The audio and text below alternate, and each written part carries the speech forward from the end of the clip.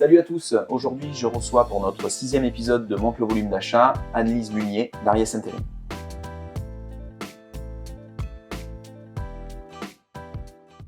Bonjour Annelise. Bonjour. Comment ça va aujourd'hui? Très bien, merci. Et vous? Ça va super, merci d'être venue et de participer à notre plaisir. épisode. C'est gentil. Qui est Annelise Munier? Je travaille au sein d'Ariès Intérim depuis juillet 2020. Donc j'étais responsable de l'agence de Fréjus jusqu'à décembre 2021. Et maintenant, j'ai un nouveau rôle de pivot dans les agences où je passe. Je vais accompagner un petit peu tout le monde et je vois comment ça se passe. Si elles ont besoin d'aide, j'essaye d'apporter des solutions. Je sers un peu d'intermédiaire entre les agences et ma direction. D'accord. Si on parle un peu d'Ariès Intérim en général, ça représente combien d'agences aujourd'hui? Alors aujourd'hui, on a 6 agences. Donc Compiègne, Lyon, Toulon, Vitrolles, Antibes et Fréjus. D'accord. Ça représente combien de personnes? En permanent, on a à peu près une quinzaine de permanents sur les agences, plus tout ce qui est partie comptabilité, gestion extérieure, voilà. D'accord. Et cette quinzaine de permanents aujourd'hui, elle gère combien d'intérimaires alors? Eh bien, répartis sur toutes les agences, on est pratiquement à 600 intérimaires sur toute la France, en délégation. Et à peu près 10 000 candidats inscrits à l'année chez nous en attente de mission. Quelle est la dernière agence qui a ouvert ses portes? C'est l'agence de Toulon. Alors, l'agence de Toulon, donc vous avez participé à l'ouverture de l'agence.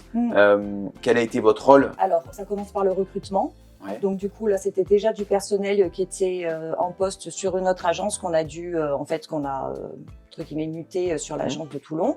Donc il faut assurer déjà toute la partie ressources humaines. Et il y a toute la partie structure, les locaux, la mise aux normes des locaux, les extincteurs. Tout ce qui est frais indirects. Frais indirects, voilà. Okay. Je vous appelle, je dis voilà, j'ai une agence qui ouvre, je vais avoir besoin d'une imprimante, de téléphone.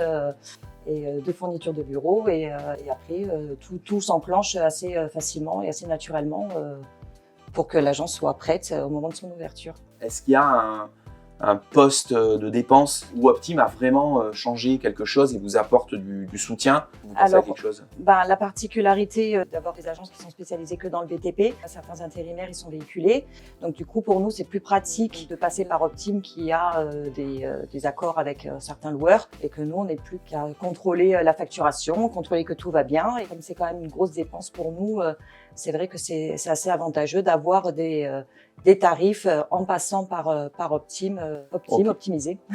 Voilà, écoutez, vous l'avez dit, les jeux de mots sont faits.